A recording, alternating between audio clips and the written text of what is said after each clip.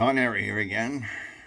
Another cold morning up here in Maine. Well, it's not that cold. It's 26 degrees, and that's about sweater weather, we call it.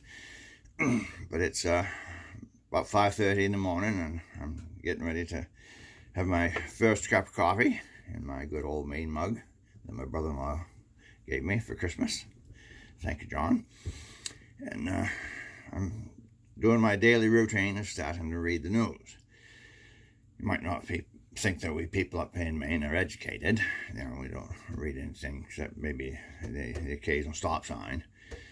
We do read those every now and then.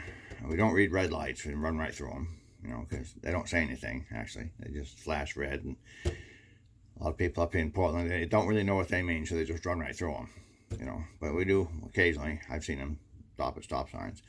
But we do like to read, and I like to read a lot. I am, after all, an educated fella. Got a bachelor's in science and a master's degree in religion. And if you can figure out where in the world I did that, write me a letter and explain it to me. Actually, I took a bachelor's degree in science because I wanted to be a doctor. And that didn't work out because, well, I played too much ping pong. And there aren't too many medical schools that take that as an added benefit of why they'd want to accept you into medical school. So that didn't work out. So later on in life, I thought, well, you know, I'm really into religion. Maybe I'd like to teach religion. So I took a master's degree in religion, spiritual formation, and found out that you really had to have your PhD if you wanted to be a real good professor. And so before I could get going in that, I got laid off from my job, and I didn't have any more money.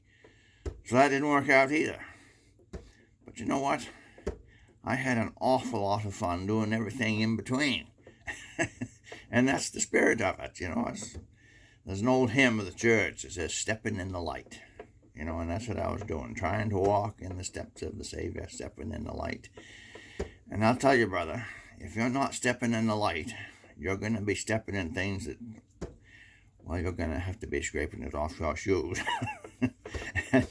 That's what I'd been my whole life. I just kept stepping in the light, and I had myself a whole lot of fun, and I had a wonderful career, and I'm not regretting a thing about it. I really am not, you know.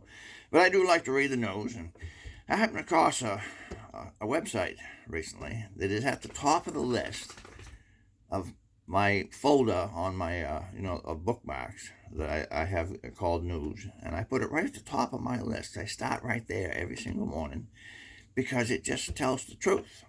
It tells it in a sarcastic way, which we people up here in Maine, we love sarcasm. We didn't invent sarcasm here in Maine, but we perfected it. Yeah, we have perfected sarcasm up here. Yeah, and so I'm going to read you two different articles, and they attempt to tell the truth, and I'm going to let you figure out which one tells the truth in the best way. And I'd like you to comment on it, if you wouldn't mind, in the comment section of this video, and let me know which one you think tells the truth in the best way. Here you go. Moscow. The Russians were excited once again for a U.S. presidential election in which they could interfere to sow division and discord, but their excitement soon turned to dismay when they found an election already too chaotic for them to follow. Quote, everyone is ready to tear each other apart in the Democratic Party, commented Alexei Teplov, a Russian hacker. Quote again, it seems like as if we try to add any more chaos, it would be just like a drop in the ocean. Teplov described how any time they tried to get people to turn against each other, it had always overshadowed by grassroots campaign to do the same thing. Quote again, and then there's Trump, Teplov added. I mean, the guy is already so unpredictable. I mean, I'm like trying to smash things with a sledgehammer while a tornado around me is ripping up buildings. The evil leader of Russia and interferer of elections, Vladimir Putin, agreed, quote, in our wildest ambitions, we would never have tried to get a straight-out communist to win the nomination in a major U.S. party, Putin said. I don't know how we're supposed to interfere and add to that. Putin hung his head sadly. It's like people don't even need Russians anymore. Now that's the first article. Here's the second article. And it's titled, ABC News Suspends David Wright for Remarks Made in Project Veritas Video. Goes like this. I'm not going to read the whole article, I'll just read you enough. Okay. ABC News has suspended veteran Washington correspondent David Wright for remarks he made that were captured on video by Project Veritas. Wright was disciplined after higher-ups at ABC News received footage in which Wright describes himself as a, quote, socialist, and appears to criticize the network for the way in which it chooses to present the news. Quote, I feel terrible about it. I feel that the truth suffers. This is Wright's quote. The voters are poorly informed, and people also have the opportunity to tune into whatever they want to hear, Wright said in the video, which also features an ABC News producer. Quote, and so, it's like there's no upside to our bosses don't see an upside in doing the job we're supposed to do, which is to speak truth to power and hold people accountable. The veteran reporter expounded at length on his political views. Quote, I would consider myself a socialist, like I think there should be national health care, he said. I'm totally fine with reining in corporations. I think there's too many billionaires, and I think there's a wealth gap. That's a problem. In the hidden video that Project Veritas said was filmed in New Hampshire during its primary coverage, Wright, who's 56, also called President Trump started with the letter D, while simultaneously complaining that Trump sometimes was not given credit for things he does do. Wright did not respond to Fox News' request for comment, and a rep for ABC News told Fox News that he should be reassigned. He was going to be reassigned after serving his suspension.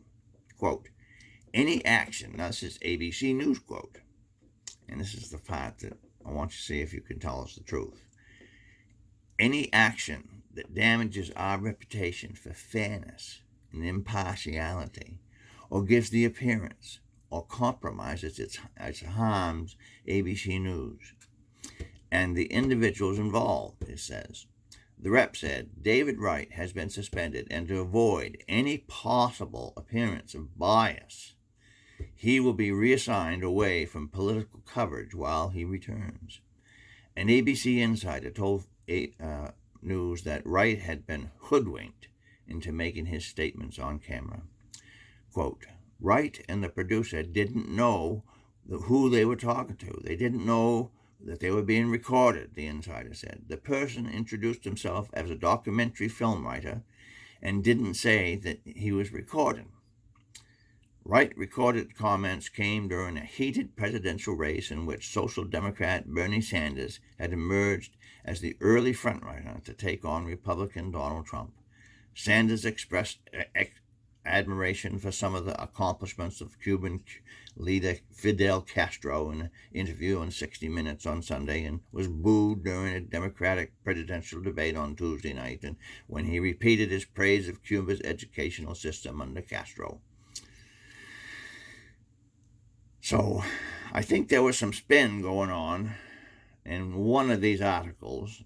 Somebody won't tell them the truth. One of them, I think, was telling the absolute truth, and one of them had a bit of varnish on it, don't you think? I think so, yeah. Now, before I sign off, just a bit of hucksterism. I'm going to take an opportunity, since I'm doing a YouTube video. Every now and then they do a bit of hucksterism. I think you should buy my book. I wrote this a few years ago.